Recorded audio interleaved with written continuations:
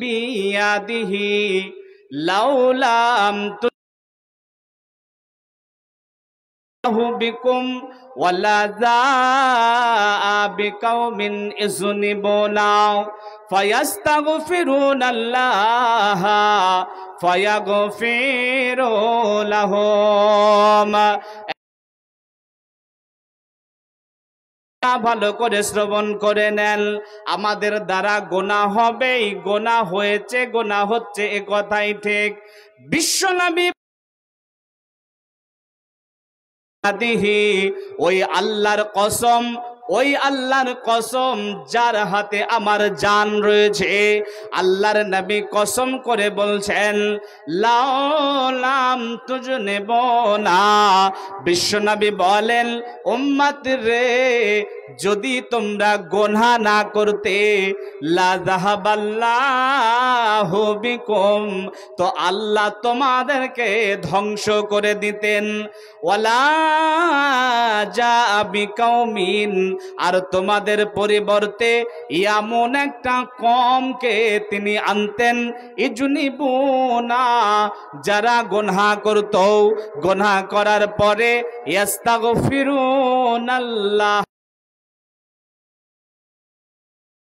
চাইতো আল্লাহ তাদেরকে ক্ষমা করে দিতেন। এই হাদিসটা হচ্ছে বিশ্বনবী বলছেন আমাদের দ্বারা গোনা হবেই, গোনা আমরা করবই, গোনা আমাদের দ্বারা হবেই, এ কথাই ঠিক। এবারে আপনারা বলেন আমাদের দ্বারা গোনা হবে, গোনা আমরা করব, এ কথা ঠিক, তবে গোনা জিনিসটা কি ভালো না খারাপ? কথা আমরা জানি গোনা খারাপ, আমরা মুসলমান, তাই এটা বিশ্বাস করি যে গোনা খারাপ, এমনটা নয়।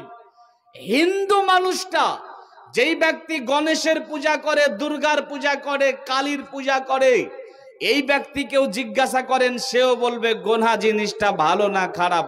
বলবে না? বলবে না? গোনা খারাপ। খ্রিস্টান মানুষ, যেই ব্যক্তি কোন স্রষ্টাতেই বিশ্বাস করে না, এই ব্যক্তিও বলবে গোনা খারাপ, গোনাটা খারাপ।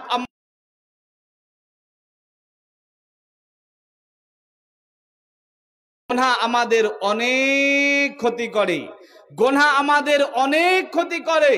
তার এক নাম্বার গোনা আমাদের যেই ক্ষতি করে, সেটা হচ্ছে আমাদের ঈমানের ক্ষতি করে। এই নবীর উম্মতের দল, খুব ভালো করে বোঝার চেষ্টা করুন, গোনা আমাদের যতটি ক্ষতি করে, তার এক নাম্বার ক্ষতি হচ্ছে আমাদের ঈমান।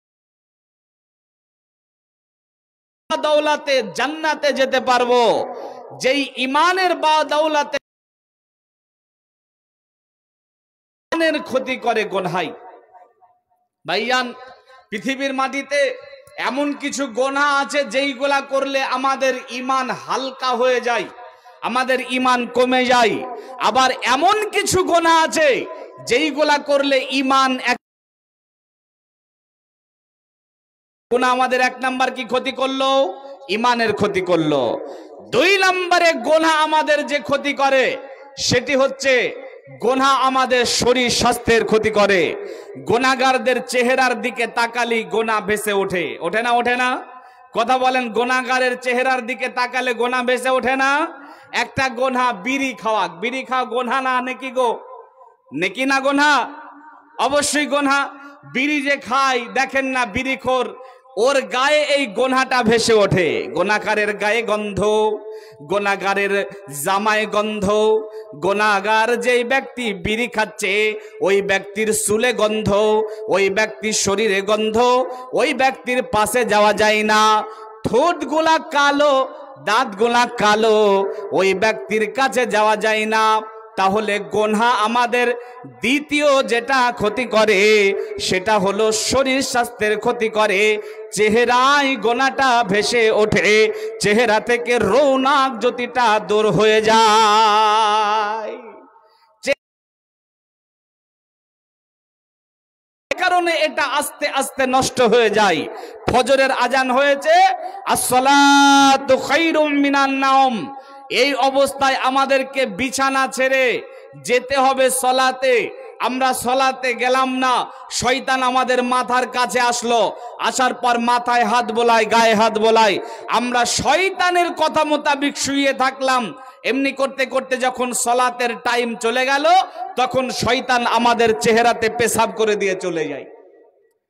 তাহলে গুনাহ করলে আমাদের চেহারা নষ্ট হবে, আমাদের শরীর স্বাস্থ্যের অনেক ক্ষতি হবে, এ কথাই ঠিক। 3 নাম্বার, গুনাহ আমাদের ইলমের ক্ষতি করে। বন্ধুগণ মনে রাখবেন, ইলম হচ্ছে একটা নূর, ইলম হচ্ছে একটা জ্যোতি, ইলম হচ্ছে একটা আলো। আল্লাহ রাব্বুল আলামিন কোন পাপীকে, কোন গুনাহগারকে দ্বীনের ইলম দান করবেন না, ইলম দান করেন না। তার কারণ হচ্ছে গুনাহ হচ্ছে আধার আর ইলম হচ্ছে আলো, নূর, জ্যোতি। আধার আর আলো একসঙ্গে থাকতে পারে না। 4 নাম্বার, গুনাহ আমাদের যেটা ক্ষতি করে সেটা হচ্ছে বিচারের ময়দানে আল্লাহ রাব্বুল আলামিন আমাদের গুনাহকে আর আমাদের নেকিকে ওজন করবেন। যদি আপনার গুনাহটা ভারী হয়ে যায়, যদি নেকিটা হালকা হয়ে যায়, তাহলে এই গুনাহের কারণে জাহান্নাম যেতে হবে। গুনাহ আমাদের এতগুলা ক্ষতি করে। ভাইয়া, তাহলে বলেন যে আমরা কি এই ক্ষতিকারক গুনাহ ইচ্ছাকৃতভাবে করি না আমাদেরকে দিয়ে কেউ করিয়ে নাই? কথা একটু বোঝার চেষ্টা করেন। আমরা কি গুনাহ করি না আমাদেরকে দিয়ে করিয়ে নাই? আমরা গুনাহ করি না, আমাদেরকে দিয়ে গুনাহ করিয়ে নেওয়া হয়। আপনি বলবেন কে করিয়ে নাই? গুনাহ যে করিয়ে নাই তার নাম হচ্ছে শয়তান। আপনি বলবেন শয়তান কই তো আমাকে এসে বলে না যে গুনাহ কর। জি ভাই, গুনাহ কর শয়তান এ কথা বলবে না, বরং শয়তান কি করে? আল্লাযী ইউওয়াসবিসু ফি সুদুরিন নাস, মানুষের দিলে ওয়াসওয়াসা তৈরি করে গুনাহ করার জন্য। দেখেন না, নামাজের সময় হয়েছে, আপনি একজন বেনামাজি মানুষ, আজানটা শুনে আপনার মন বলে যে নাই একবার যাই নামাজটা পড়ি, আবার আপনার মন বলে যে না এখনো বয়স হয়নি, আর কিছুদিন যাক তারপর থেকে পড়বো। এরকম বলে না? বলে না? কথা বলেন, বলে না? বলে না? বলে। আপনাকে এই দেখেন শয়তান ওয়াসওয়াসা দিল। আপনি একজন মুখের দাড়িগুলাকে চেঁচে ফেলে দেওয়া মানুষ, একটুখানা দাড়ি বড় হয়েছে, কোনো এক বক্তব্য শুনলেন তো মনে মনে ভাবছেন যে না আর দাড়িগুলা কাটবো না, এবার রেখে দেব। একটুখানা যেই বড় হলো, আবার আয়নার সামনে দাঁড়িয়ালেন, দাঁড়ানোর পরে আবার মনে মনে এ যখন বড় হবে তখন রাখবো, এমন বলে না? বলে না? এই যে বলে, এটা হচ্ছে শয়তানের ওয়াসওয়াসা। আল্লাহ বলছেন শয়তান মানুষকে গুনাহ করার জন্য বলবে না। আল্লাযী ইউওয়াসবিসু ফি সুদুরিন নাস, মানুষের দিলে ওয়াসওয়াসা তৈরি করবে গুনাহ করার জন্য। আর শয়তান যে আমাদেরকে দিয়ে গুনাহ করিয়ে নেবে, এটা শয়তান আল্লাহর সঙ্গে চ্যালেঞ্জ করে এসেছিল। শয়তান আল্লাহকে বলেছিল বাইনি আইদিহিম ওয়া মিন খালফিহিম ওয়া আন আইমানিহিম ওয়া আন শামাইলিহিম ওয়ালা তাজিদু আকসারুহুম শাকিরিন। শয়তান আল্লাহকে বলেছিল যে আল্লাহ, দুনিয়ায় যাওয়ার পরে তোমার বান্দার ডান বাম সামনে পিছন থেকে এসে নানা চক্রান্ত করে আমি তাকে গুনাহ করি, আমার দলের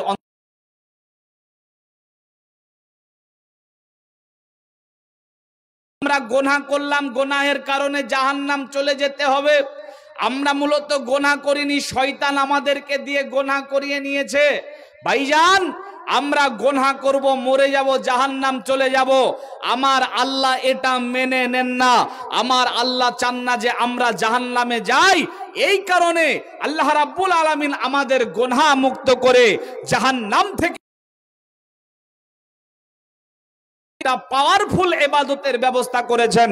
সেই ইবাদতটার নামই হচ্ছে তওবা। একজন গায়ের মুসলমান আল্লাহ মানে না, নবী মানে না, দ্বীন মানে না, ইসলাম মানে না, ওই ব্যক্তি বুঝে সুঝে যদি একদিন বলে আশহাদু আল্লা ইলাহা ইল্লাল্লাহ ওয়া আশহাদু আন্না মুহাম্মাদান আবদুহু ওয়া রাসূলুহু, যদি সেই ব্যক্তি এই বাক্য পড়ে, তাহলে তার পূর্বের যত মাফ করে দেন আশহাদু আল্লাহ বাক্য পড়ার কারণে। এই নবীর উম্মতের দল, খুব ভালো করে বোঝার চেষ্টা করুন। বিসমিল্লাহির রহমানির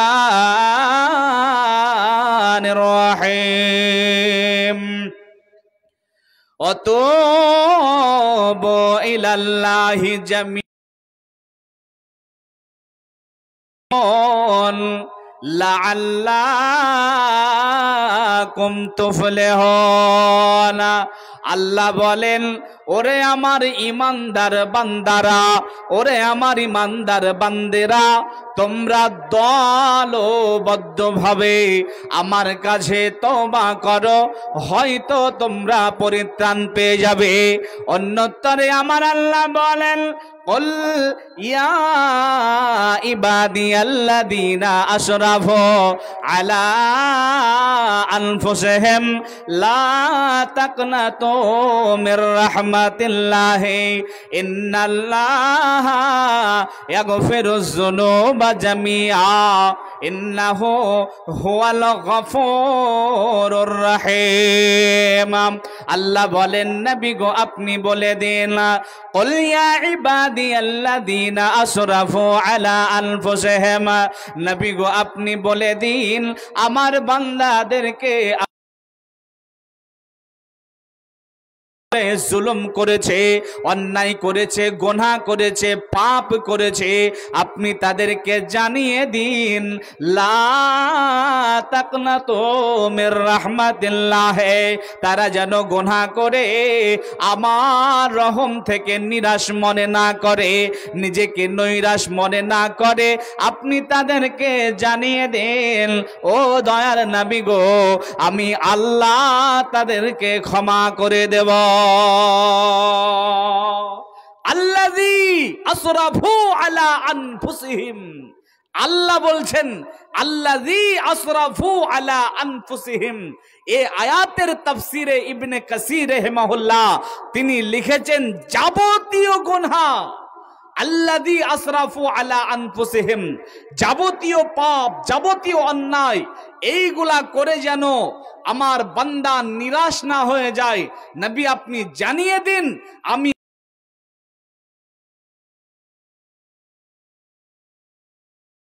জানিয়ে দিন তারা যেন নিরাশ না হয়ে গুনাহের সাগরে হাবুডুবু খাচ্ছেন, তারা নিরাশ হবেন না। আল্লাহ আপনার গুনাহকে ক্ষমা করার জন্য তাওবা নামক একটা পাওয়ারফুল ইবাদতের ব্যবস্থা করেছেন। সে ইবাদতটা যদি আপনি করেন তাহলে আল্লাহ আপনার গুনাহকে মাফ করে দেবেন। বলবেন না সুবহানাল্লাহ?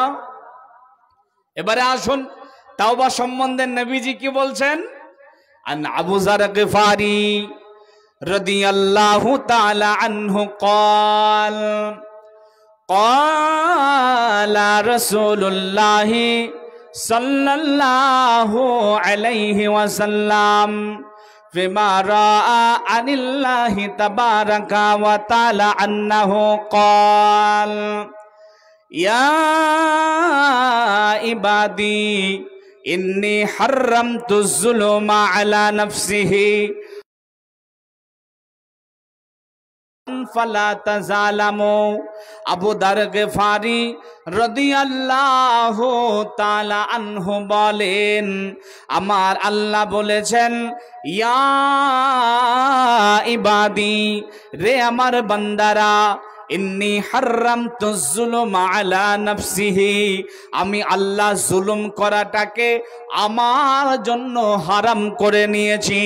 আল্লাহ বলেন বান্দারে আমি কারো প্রতি জুলুম করি না, জুলুম করাটাকে আমার জন্য হারাম মনে করে নিয়েছি।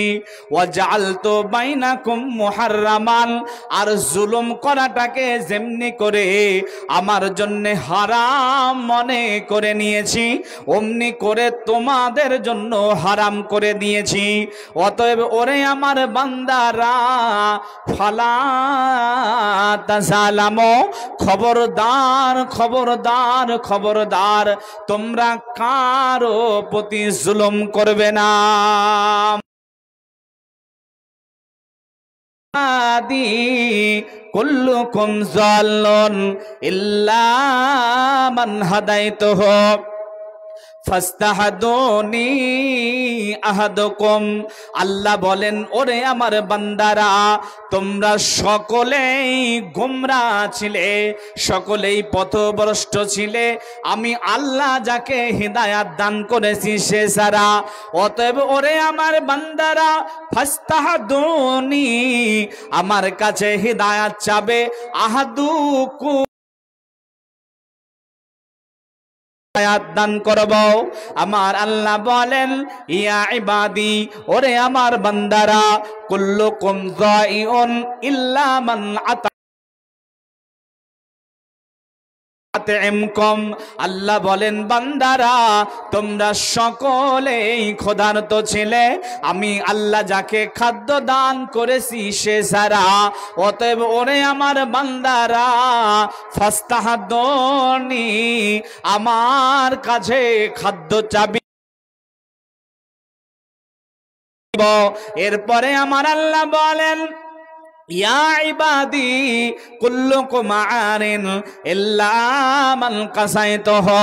বান্দারে তোমরা সকলেই উলঙ্গ ছিলে, আমি আল্লাহ যাকে পোশাক দান করেছি সে ছাড়া।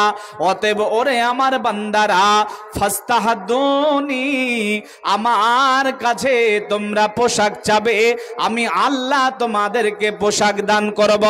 এরপরে আমার আল্লাহ বলেন, ইয়া ইবাদি ইন্নাকুম তুখতিউনা বিল্লাইলি ওয়ান নাহারি ওয়া আনা আগফিরুজ যুনুবা জামিয়া ফাস্তাগফিরুনি আগফির লাকুম।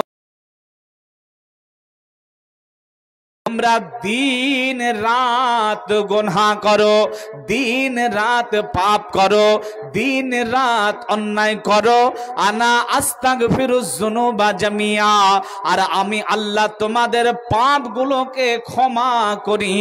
অতএব ওরে আমার বান্দারা, ফাস্তাগফিরুনি, আমার কাছে তওবা চাবি, আমি আল্লাহ তোমাদেরকে ক্ষমা করে দেব। বিশ্বনবীর হাদিস এটা। আল্লাহর কাছে চাইতে হবে, ক্ষমা চাইতে হবে, গুনাহ করে নিরাশ হলে চলবে না, আল্লাহর কাছে অনুনয় বিনয় করে তওবা করতে হবে, আল্লাহ আমাদেরকে ক্ষমা করবেন, এটা আল্লাহর প্রতি। এই সম্পর্কটার নাম হচ্ছে স্বামী আর স্ত্রী। আর স্বামী আর স্ত্রী এমন একটা সম্পর্কের নাম, চিনতো না, জানতো না, বিবাহ হয়ে গেল, এক রাত করে বাড়িতে এসেছে, এখন এখন জাগদে জিগার লাগদে ফিকার, এত কাছের। বলেন তো ভাই, 1 বছর 2 বছর 3 বছর, একটা ছেলে, 3টে ছেলে, 5টা ছেলে, এত দূর যাওয়ার পরেও সম্পর্কটা নষ্ট হয় কেন? একটু ভুলের কারণে, তাই না ভাই? দেখা গেল যে স্ত্রী কিছু একটা ভুল করেছে, তো সম্পর্ক শেষ। স্বামী কিছু একটা ভুল করেছে, সম্পর্ক শেষ। ভুলের কারণে কিন্তু সম্পর্ক নষ্টই হয়ে যায়। একজনকে ধরে নিয়ে চলে আসে, ও আবার আরেকজনের সঙ্গে চলে যায়, ভুলের কারণে সম্পর্ক নষ্ট হয়ে যায়। কেউ কিন্তু যেচে গিয়ে এগিয়ে গিয়ে বলে না, যাক তুমি ভুল করেছো, জন্য অপেক্ষা করছি, এসো, রোজ এমনি কিন্তু করে বলে না, বলে না। বিজনেস পার্টনার 20 বছর 50 বছর ধরে একটা ব্যবসা বড় হয়ে গেল, হঠাৎ করে ভুল বুঝাবুঝির কারণে সম্পর্ক শেষ হয়ে যায়। কেউ কিন্তু যে ভুল করেছে তার কাছে যেচে গিয়ে বলে না, যাক আমি ক্ষমা করব, কেউ কিন্তু এগিয়ে যাই না। কিন্তু আপনি, যিনি আপনাকে সৃষ্টি করেছেন তার কাছে যদি ভুল করেন, যিনি আপনাকে খেতে দেন, হায়াত মৌতের মালিক যিনি আপনার স্রষ্টা, যিনি আপনার রব, তার কাছে যদি আপনি ভুল করেন, তাহলে তিনি কি করেন দেখেন। খুব ভালো করে শুনবেন। আন আবি মুসা আশআরী রাদিয়াল্লাহু তাআলা আনহু ক্বাল ক্বালা রাসূলুল্লাহি ওয়া সাল্লাম ইন্নাল্লাহা ইয়াবসুতু ইয়াদাহু বিল্লাইলি লিয়াতুবু মুসিউন নাহারি ওয়া ইয়াবসুতু ইয়াদাহু বিন্নাহারি লিয়াতুবু মুসিউল লাইলি। এরে নবীর উম্মতের দল, আল্লাহর গোলামেরা ভালো করে শ্রবণ করে নেন। যদি আপনি আমার আল্লাহর কাছে ভুল করেন তো আমার আল্লাহ কি করেন ভালো করে শোনেন। আবু মুসা আশআরী রাদিয়াল্লাহু তাআলা বলেছেন, ইন্নাল্লাহা ইয়াবসুতু ইয়াদাহু বিল্লাইলি, আমার আল্লাহ যখন দিন শেষ হয়ে যায়, সূর্যটা যখন পশ্চিম গগনে ডুবে যায়, যখন রাত হয়ে যায়, তখন আমার আল্লাহ তিনার হাতকে প্রসারিত করে দেন। কেন প্রসারিত করে দেন? লিয়াতুবু মুসিউন নাহারি, যাতে দিনের বেলায় যারা ভুল করেছিল, দিনের বেলায় যারা পাপ করেছিল, দিনের বেলায় যারা অন্যায় করেছিল, আল্লাহ তাদেরকে ক্ষমা করবেন। এই কারণে রাতের বেলায় হাতকে প্রসারিত করে দেন। বন্ধুরি আমার, ওয়ায়াবসুতু ইয়াদাহু বিন্নাহারি, আবার যখন দিনের বেলা হয়, যখন দিনের বেলা হয় তখন আবার হাতটাকে প্রসারিত করেন। কেন প্রসারিত করেন? লিয়াতুবু মুসিউল লাইলি, যাতে ছিল পাপ করেছিল তারা দিনের বেলায় আল্লাহর কাছে ক্ষমা চেয়ে নিতে পারে, দিনের বেলায় আল্লাহর কাছে বলতে পারে, মৌলারে ভুল হয়ে গেছে ক্ষমা করে দেন। এমনি করে ক্ষমা যাতে চেয়ে নিতে পারে, এই কারণে আমার আল্লাহ দিনের বেলাতে হাতটাকে প্রসারিত করেন। বন্ধু আমার, আমার আল্লাহ শুধু দিন আর রাত নয়, এমনি করে তিনার হাতটাকে কতদিন প্রসারিত করে রাখবেন, যতদিন দিকে না উঠবে ততদিন পর্যন্ত আল্লাহ হাতকে প্রসারিত করে রাখবে।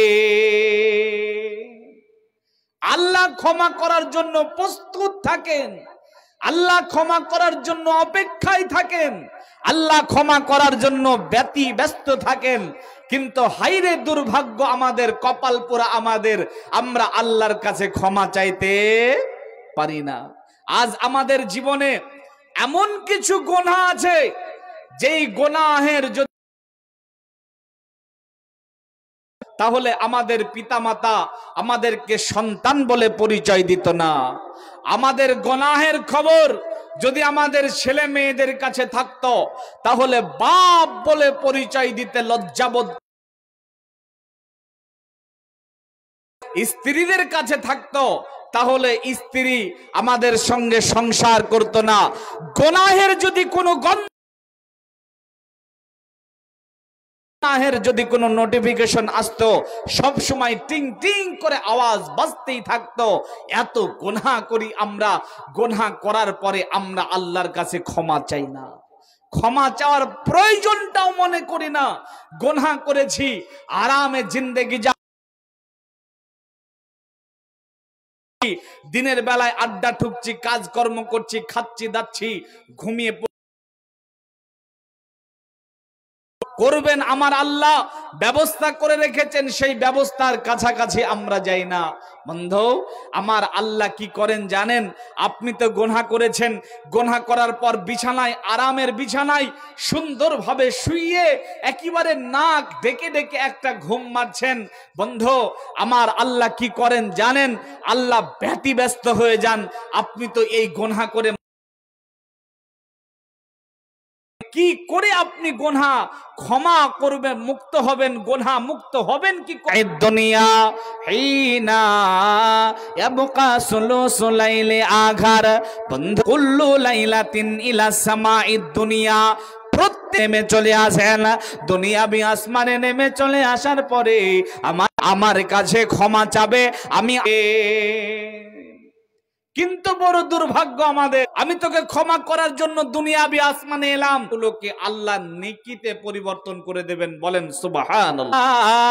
ইউবাদদিলুল্লাহু সাইয়্যাতিহিম হাসানা, মানে ঈমান আনার পরে আমিলা আমল কাছে তওবা করলে 1 নাম্বার ফজিলাত হলো আল্লাহ আপনাকে ক্ষমা করবেন, তার সাথে চিন্তা করেন তো দোয়া কবুল করবেন এবং সময় মতো বৃষ্টি পানির প্রচন্ড প্রয়োজন। মানুষ পাট কোথায় জাগ দিবে? পাটের পাট নগদ একটা প্রমাণ। হযরতে মূসা আলাইহিস সালামের কালাম, মূসা আলাইহিস সালাম মানুষদেরকে নিয়ে গিয়ে চললেন মাঠে, ফাঁকা। বৃষ্টি হওয়া তো দূরের কথা, রোদের প্রখর যেন আরো বেড়েছে। আপনার কাছে বৃষ্টি চাচ্ছি, আপনি রোদের প্রখর আরো বাড়িয়ে দিচ্ছেন। ততক্ষণাতে আমার কাছে যেই ব্যক্তি বিগত 40 বছর থেকে আমার সঙ্গে নাফরমানি করে চলেছে, অতএব ও মূসা তুমি এই নাফরমান ব্যক্তিকে বল, যখন বেরিয়ে যাবে আর আমার কাছে তুমি দোয়া করবে তো আমি আল্লাহ তোমার দোয়া কবুল করব এবং সময় মতো বৃষ্টি দেব। বন্ধুরে আমার, হযরতে মূসা আলাইহিস সালাম আল্লাহকে বলছেন কেমন করে আওয়াজটা পৌঁছিয়ে দেব। আল্লাহ বলেন মূসা রে, তুমি শুধু বলবে, পৌঁছানোর দায়িত্ব আমি, পর্যন্ত আল্লাহ দোয়া কবুল করবে না এবং বৃষ্টিও দান করবেন না। অতএব ওই নাফরমানকে বলবো জন সবাই জেনে যাবে আমি বিগত 40 বছর থেকে আল্লাহর সঙ্গে নাফরমানি করেছি, আমি সবার কাছে অপমানিত, লজ্জিত হয়ে যাব। এই তুমি আমাকে কোনো দিনও লজ্জিত করনি। দয়াময় আল্লাহ, আজকে যদি আমি এখান থেকে বেরিয়ে যাই তাহলে সবাই জেনে যাবে আমি সে নাফরমান ব্যক্তি। অতএব ও দয়াময় আল্লাহ, আমি তোমার কাছে তওবা করছি, আমি তোমার কাছে ক্ষমা চাচ্ছি। মওলা রে, তুমি আমাকে ক্ষমা করো, আমি তোমার সঙ্গে আর কোনো দিনও নাফরমানি করব না।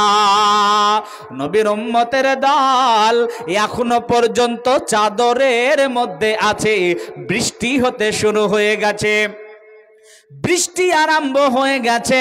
হযরতে মূসা আলাইহিস সালাম বলছেন ও দয়াময় প্রভু, নাফরমান এখনো বের হয়নি, আপনি বৃষ্টি আরম্ভ করে দিলেন। তখন আল্লাহ বলে মূসা, যার কারণে আমি বৃষ্টি বন্ধ রেখেছিলাম আজ তারই কারণে বৃষ্টি দিলাম। অতএব ভাইজান গো আমার, আল্লাহর কাছে তওবা করলে এক তো আল্লাহ আপনার দোয়া কবুল করবে, দ্বিতীয় সময় মতো বৃষ্টি দান করবে। বলা যাবে না সুবহানাল্লাহ? যে তাহলে তওবা করলে আল্লাহ সময় মতো বৃষ্টি দান করবেন এবং আপনার দোয়া কবুল করবেন। এক তো আপনার গুনাহকে নেকিতে পরিবর্তন করবেন, 2 সময় মতো বৃষ্টি দান করবেন, আর 3 আল্লাহ সীমাহীন খুশি হয়ে যাবেন আপনার উপরে। তওবা করলে সীমাহীন খুশি হয়ে যাবেন। কেমন খুশি হয়ে যাবেন? বিশ্বনবী একটা উদাহরণ দিয়েছেন। উদাহরণটা হলো, একজন ব্যক্তি মরু প্রান্তরে সফর করছে, মরুভূমির উপরে সফর করছে।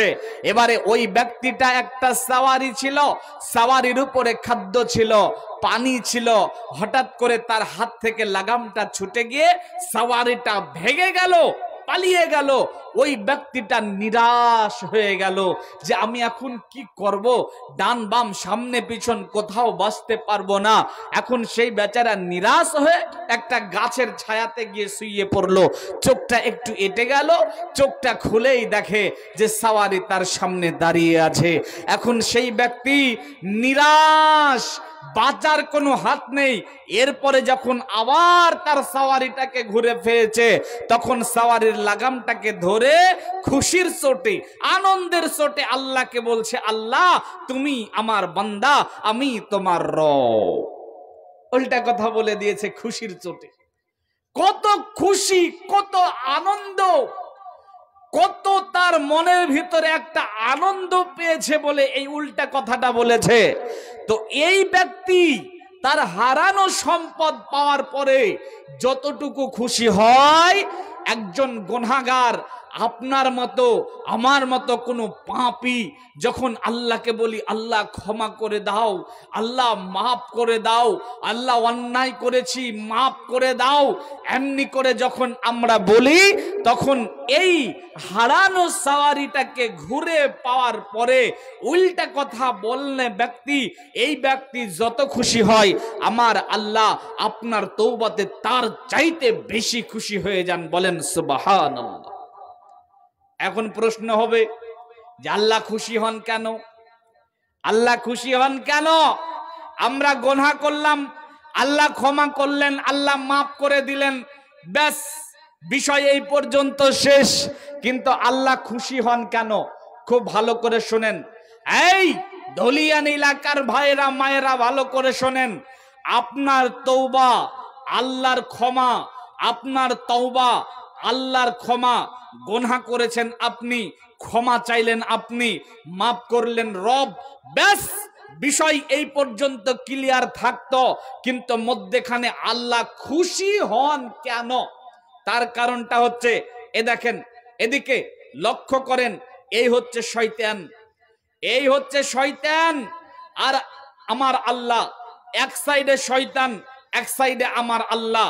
মসজিদে বলেছে হাইয়া আলাস সালাহ হাইয়া আলাল ফালাহ। এই সময় আপনি মসজিদে গেলেন মানে আপনি আল্লাহর দলে। আর যদি আপনি চায়ের দোকানে বসে থাকেন, দুনিয়ার কাজকর্মে বসে থাকেন, তাহলে আপনি শয়তানকে খুশি করছেন। গুনাহ করা মানে শুধুমাত্র গুনাহ করা এই পর্যন্ত নয়, গুনাহের মাধ্যমে শয়তান খুশি হয়। গুনাহ করলে আল্লাহকে অপমান করা হয়। এখন আপনি গুনাহগার, গুনাহ করছেন, এখন শয়তানকে খুশি করেই যাচ্ছেন, খুশি করেই যাচ্ছেন, খুশি করেই যাচ্ছেন। এমনি করতে করতে হঠাৎ করে যখন আপনার হৃদয়ে রবের ভয়টা জন্মালো, যখন আপনার হৃদয়ে আল্লাহর স্মরণটা জাগ্রত হলো, যখন আপনি আপনার রবকে চিনতে পারলেন, তখন না আপনি বলেছেন যে আল্লাহ ক্ষমা করে দাও। তো আপনার তওবা, আল্লাহর ক্ষমা, এর মধ্যেখানে একটা জিনিস লুকিয়ে আছে, সেটা হচ্ছে আপনি শয়তানের পথটাকে ছেড়ে আল্লাহর পথে এসেছেন। আপনি আপনার রবকে, আপনার মালিককে, আপনার স্রষ্টাকে আপনি চিনতে পেরেছেন। এই কারণে আমার রব সীমাহীন খুশি হয়ে যায়। তওবা করলে আল্লাহ আপনার পর সীমাহীন খুশি হন। এরপরে 4 নাম্বার, বিসমিল্লাহির রহমানির রহিম। والذين إذا فعلوا هم مغفرة من ربهم وجنات تجري من تحتها الأنهار ونعم أجر। আর আল্লাহ বলেন, যারা গুনাহ করেছে, অন্যায় করেছে, হ্যাঁ এটা পাপ, এটা অন্যায়, এমনি করে যখন গুনাহের কাজটা ছেড়ে দিয়েছে, আর সে ভেবেছে যেই জান্নাতের তল দিয়ে নহর প্রবাহিত হবে, এই জান্নাতের মেহমান বানাবেন, আর আল্লাহর বদলাটা কতই না উত্তম। 4খানা ফজিলাত যদি আপনি আল্লাহরে, কখনো কিন্তু আমরা রবকে বলি না যে রব ভুল হয়েছে ক্ষমা করে দাও, মাফ করে দাও, এমনি করে কিন্তু আমরা কখনোই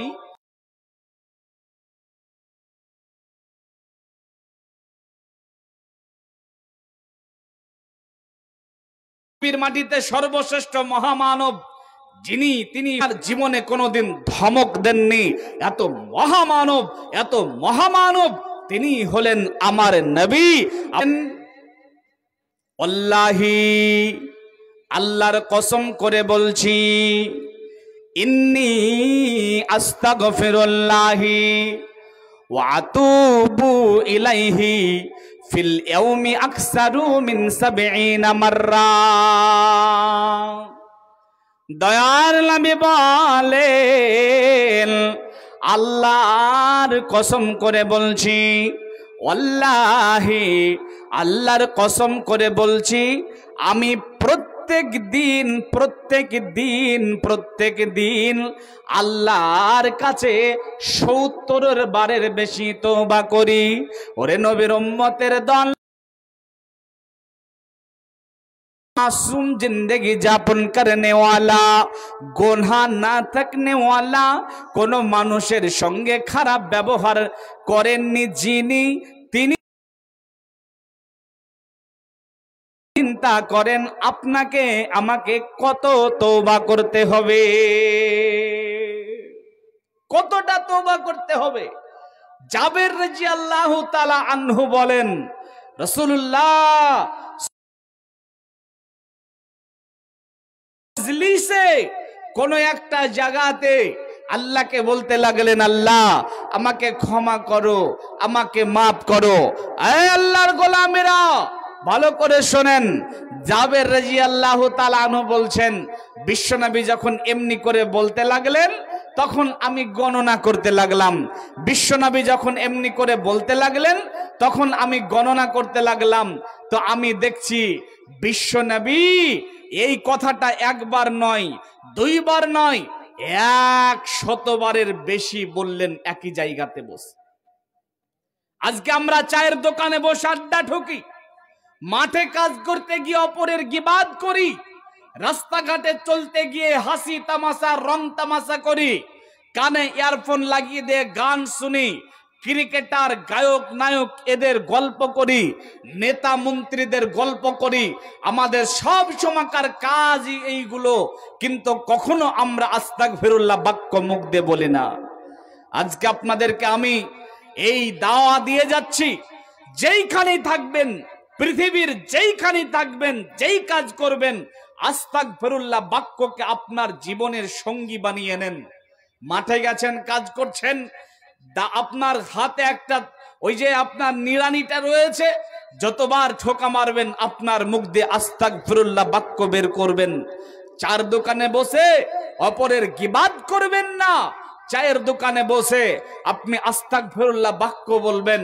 রাস্তাঘাটে চলতে গিয়ে অপরের কথাবার্তা না বলে, নায়ক নায়িকা ক্রিকেটার গায়কদের কথা আলোচনা না করে আপনি আস্তাগফিরুল্লাহ আস্তাগফিরুল্লাহ এই বাক্যকে আপনার জীবনের সঙ্গী বানিয়ে নেন, আপনি কামিয়াব হয়ে যান। আমার নবীর সাহাবারা যদি তিনারা কোনো গুনাহ করতেন, যদি তিনারা কোনো গুনাহ করতেন, তো এই গুনাহ কি করে মাফ হবে? গুনাহ থেকে মুক্ত হওয়ার জন্য তিনারা ব্যাকুল হয়ে পড়তেন, বেচैन হয়ে পড়তেন। গুনাহ নিয়ে পরকালে যেতে হবে এটা তিনারা মেনে নিতে পারতেন না। গুনাহ থেকে মুক্ত হওয়ার জন্য তিনারা কত চেষ্টা করতেন, কত প্রচেষ্টা করেছেন, একটুখানা চিন্তা করেন তো। একজন ব্যক্তির নাম বলছি, নামটা হচ্ছে আবু বকর সিদ্দিক রাদিয়াল্লাহু তাআলা আনহু। নামটা শুনেছেন না? কথা বলেন, শুনেছেন না? আবু বকর সিদ্দিক আপনার চাইতেও মনে হয় কমা মানুষ নাকি? আবু বকর সিদ্দিক মহান ব্যক্তি, মহান ব্যক্তি আবু বকর সিদ্দিক। কোন একদিন ওমর রাদিয়াল্লাহু তাআলা আনহুকে একটু জোরে কথা বলেছেন, খুব ভালো করে শুনেন। মনে হয় বক্তা সাহেব চলে আসতে লেগেছেন, উনি আস্তে আস্তে আমি ইনশাআল্লাহ হযরতে ওমর রাদিয়াল্লাহু তাআলা আনহুর সঙ্গে কথা বলছেন। কথা বলতে বলতে বলতে বলতে বলতে আবু বকর সিদ্দিকের কথার আওয়াজটা, ভলিউমটা একটু জোরে হয়ে, কি করছেন? সঙ্গে সঙ্গে ওমর রাদিয়াল্লাহু তাআলা আনহুর কাছে ক্ষমা চাইতে লাগলেন। এদিকে লক্ষ্য করেন, আপনি তো আপনার পড়শির সঙ্গে, আপনার অপর ভাইয়ের সঙ্গে, এমনকি নিজের পিতার সঙ্গে, নিজের মায়ের পেটের ভাইয়ের সঙ্গেও খারাপ ব্যবহার করেন, পড়শির সঙ্গে খারাপ ব্যবহার করেন, করেন না? কথা বলেন, করে না? করে না গো? করে। কত খারাপ আচরণ করে, কত খারাপ ব্যবহার করে। আবু বকর সিদ্দিক, ওমর রাদিয়াল্লাহু তাআলা আনহুর সঙ্গে খারাপ ব্যবহার নয়, একটুকু জোরে কথা বলেছে। এই জোরে কথা বলাটা ওমর রাদিয়াল্লাহু তাআলা আনহু মেনে নেননি। তিনি রাগ করলেন। তিনি রাগ করে তিনার বাড়ির দিকে যেতে লাগলেন। আবু বকর সিদ্দিক মনে মনে ভাবছে, এই তো আমার দ্বারা গুনাহ হয়ে গেল, আমার দ্বারা অন্যায় হয়ে গেল।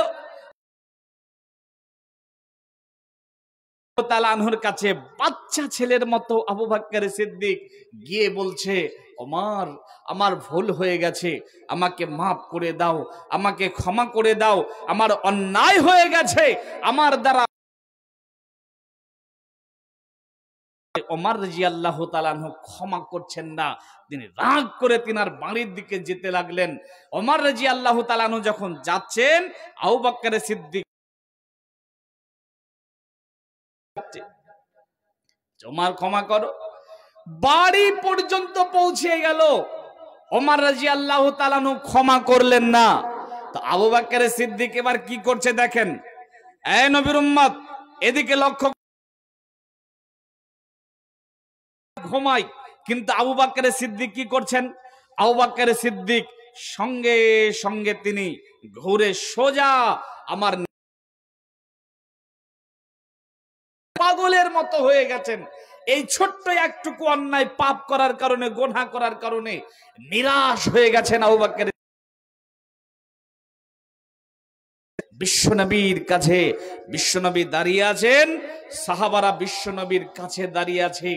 ওমর রাদিয়াল্লাহু তাআলা আস্তে দূর থেকে বিশ্বনবী দেখতে পাচ্ছেন। আল্লাহর নবী সাহাবাদেরকে বলছে, সাহাবারা দেখো, দেখো তোমাদের সঙ্গী আবু বকরকে দেখো, তার আসার গতি দেখে মনে হচ্ছে যে সে যেন কিছু ভুল করে ফেলেছে। এরপরে যখন আর একটু কাছে এসেছে, তখন দেখছে যে আবু বকর সিদ্দিক লুঙ্গিটাকে এমন করে ধরেছে, হাঁটু বের হয়ে গেছে, টের পাচ্ছে না। আবু বকর সিদ্দিকের এমন অবস্থা দেখে বিশ্বনবী বলছেন, দেখো তোমার সঙ্গীদের, ও সাহাবারা দেখো তোমাদের সঙ্গী আবু বকরকে দেখো, মনে হয় পাগল কিছু ভুল করেছে, এই কারণে তার হাঁটু বের হয়ে যাচ্ছে, বুঝতে পারছে না। বন্ধুরি আমার, আবু বকর সিদ্দিক আল্লাহর নবীর কাছে এসে পায়ে সিদ্দিক বিশ্বনবীকে বলছেন, ও দয়ার নবী গো, আবু বকর ধ্বংস হয়ে গেছে, আবু বকর হালাক হয়ে গেছে, আবু বকর শেষ হয়ে গেছে। দয়ার নবী বলেন, আবু বকর বলেন বলেন বলেন আপনার কি হয়েছে? বিশ্ববাসী যদি আপনাকে ভুল বুঝে, আমার আল্লাহ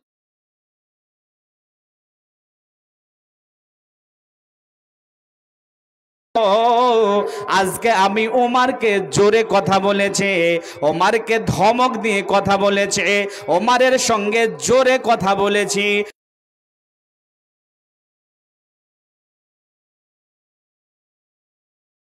আল্লাহ বলেন, আবু বকর কেন তুমি আমার ওমরের সঙ্গে জোরে কথা বলেছিলা? ও দয়ার নবী গো, আমার আল্লাহ যদি এমনি করে আমাকে বলেন, তাহলে আমি বাঁচতে পারবো না, আমার কাছে কোনো জবাব থাকবে না, আমার কাছে কোনো অ্যানসার থাকবে না। আর আমাকে ক্ষমা করেনি, অতএব আমি আবু বকর হালাক হয়ে গেছি, আমি আবু বকর ধ্বংস হয়ে গেছি। দয়ার নবী গো, আপনি ওমরকে ডাকেন, ডেকে আমার ক্ষমার বন্দোবস্ত করে দেন। বন্ধুরে আমার, আমার নবী সঙ্গে সঙ্গে ওমরকে ডেকে পাঠালেন আর আবু বকরের ক্ষমার বন্দোবস্ত করলেন। কি বুঝলেন? কিছু বুঝে আসলো? সামান্য একটুকু পাপ, একটুকু অন্যায়, কোটি অন্যায় না, লক্ষ কোটি পাপ না, সামান্য একটুকু ভুল। আর এই ভুল ব্যাকুল বেচান হয়ে পড়েছেন। কথা যদি আল্লাহ জিজ্ঞাসা করেন আমি কি, কাছে কোনো উত্তর নাই। অতএব পৃথিবীর মাটিতে গুনাহ করেছি, পৃথিবীর মাটি থেকে গুনাহ ক্ষমা করে। এখন এই চিন্তা ভাবনাকে আমাদের হৃদয় জাগ্রত হয়।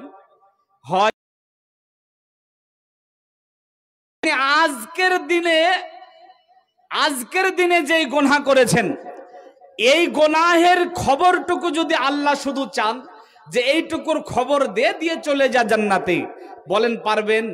সম্ভব হবে না। যার জন্য পৃথিবীতে গুনাহ করেছেন, পৃথিবীতেই আল্লাহর কাছে ক্ষমা চেয়ে তওবা করবেন, আবার গুনাহ করবেন, চলবে না। গুনাহ তওবাহের কিছু শর্ত আছে, আছে না নেই? তওবাহের কিছু শর্ত আছে। এক নম্বরে তওবার যেটা শর্ত, সেটা হচ্ছে শুধুমাত্র আল্লাহ রাব্বুল আলামিনের জন্যই, তিনার ভয়ে খালিস নিয়াতে তওবা করতে হবে। লোক দেখানো তওবা না, মানুষ দেখানো তওবা না, লোকের কাছে ভালো হওয়ার জন্য তওবা না। তওবা হবে শুধুমাত্র আল্লাহ রাব্বুল আলামিনের জন্য। কার জন্য? আল্লাহ রাব্বুল আলামিনের জন্য। দ্বিতীয় যেটা হবে সেটা হচ্ছে তাওবাতুন নাসুহা। পাপ করলেন, করার পরে ওই পাপ আর কোনোদিন করবেন না, এমন খালেস নিয়াতে তওবা করতে হবে। খালেস নিয়াতে তওবা করতে হবে। যেই গুনাহ করেছেন, গুনাহ করলেন, আজ তওবা করলেন, আবার খালিস নিয়াতে তওবা করতে হবে যে আর কোনোদিন গুনাহ করব না। আল্লাহ তুমি ক্ষমা করো, আমি আর কোনোদিন গুনাহ করব না। যদি আপনার তওবার গতি এমন হয় যে তওবা তওবা তওবা, ফাঁক পেলে আবার, এমনি করে যদি আপনার তওবার গতি হয়, ওই তওবা আমার আল্লাহ গ্রহণ। এরপরে যেটা, সেটা হচ্ছে মানুষের সঙ্গে জড়িত যেই সমস্ত গুনাহ, এইগুলা আল্লাহর কাছে নয়, মানুষের কাছেই চাইতে হবে ক্ষমা। মানুষের কাছেই চাইতে হবে ক্ষমা। আপনি একটা মানুষকে দু থাপ্পড় মেরে দিয়েছেন, আপনি একটা মানুষকে গালি দিয়ে দিয়েছেন, আপনি একটা মানুষের হক মেরে খেয়েছেন। এই যে কিছুদিন আগে পঞ্চায়েত ভোট ছিলেন, আপনি আরেকজনকে লুটপাট করে নিয়েছিলেন, এইগুলা আল্লাহকে যদি বলেন যে আল্লাহ ক্ষমা করো, জি না, আল্লাহ করবেন না। কার কাছে চাইতে হবে? কার কাছে চাইতে হবে? ওই মানুষটার কাছেই চাইতে হবে যার কাছে আপনি অন্যায় করেছেন। তার কাছে অন্যায় করেছেন, পড়শির কাছে যাবেন, হাত ধরে হোক, পা ধরে হোক, তার কাছ থেকে ক্ষমা চেয়ে নেবেন। যদি আপনি তার টাকা পয়সা মেরে খেয়েছেন, টাকা পয়সা ফেরত দেবেন, তারপরে তার কাছ থেকে। মানুষের সঙ্গে জড়িত পাপ হবে, আল্লাহর সঙ্গে জড়িত পাপ যেগুলা আল্লাহর,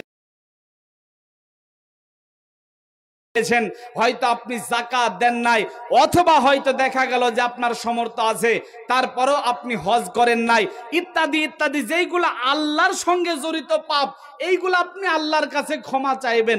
আমার রব যদি তওবা গ্রহণ করেন, ক্ষমা করবেন। আর মানুষের সঙ্গে কোনো যদি জড়িত গুনাহ হয়, এইগুলো মানুষ যতদিন ক্ষমা না করবে, ততদিন আল্লাহর কাছে ক্ষমা চেয়ে কোনো লাভ হবে না, মানুষের কাছেই চাইতে হবে।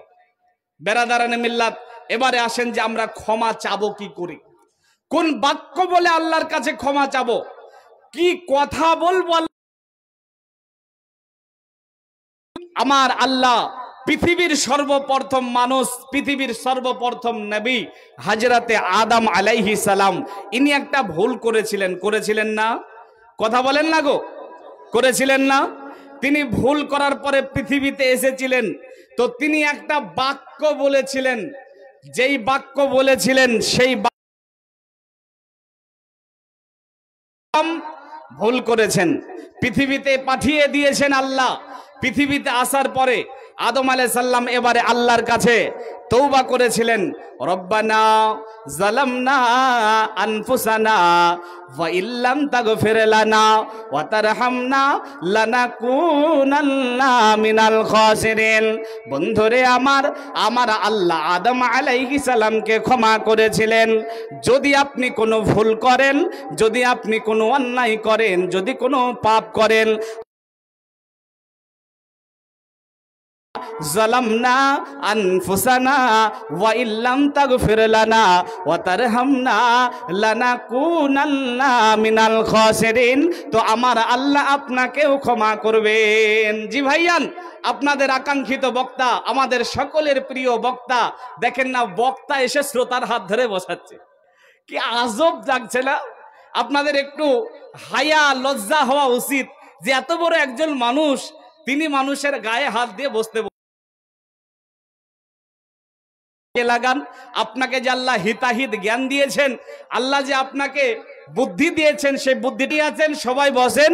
আমি যেইটুকু আলোচনা করলাম, রব যেন আমাকে আগে, তারপরে জাতির সকলকে বোঝার মানার তৌফিক এনায়েত করেন। আল্লাহ পাক তুমি আমাকে এবং জাতির সকলকে তওবা করার তৌফিক এনায়েত করো। সুবহানাকা আল্লাহুম্মা ওয়া বিহামদিকা আশহাদু আল্লা ইলাহা ইল্লা আনতা আস্তাগফিরুকা ওয়া আতুবু ইলাইক। আসসালামু আলাইকুম ওয়া রাহমাতুল্লাহি ওয়া বারাকাতুহু।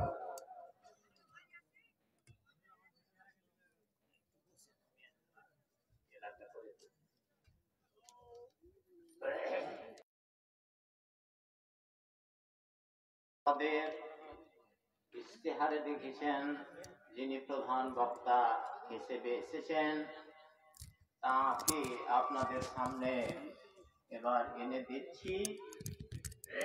এখনো বলছি, আমি ওইদিকে গেছিলাম, দেখলাম রাস্তাঘাটে খুব লোক। রাস্তার লোকেরাকে অনুরোধ করছি, আপনারা এসেছেন জালসা শুনতে, অতএব এ সভার মর্যাদা রক্ষা করার উদ্দেশ্যে সব খাইছে। এই প্যান্ডেলের তলে আসন, স্টেজের সামনে আসন, রূপটা ভালো লাগবে, আপনাদের বক্তব্য শুনতেও ভালো লাগবে, আর তাকে বলতেও ভালো লাগবে। অতএব আপনারা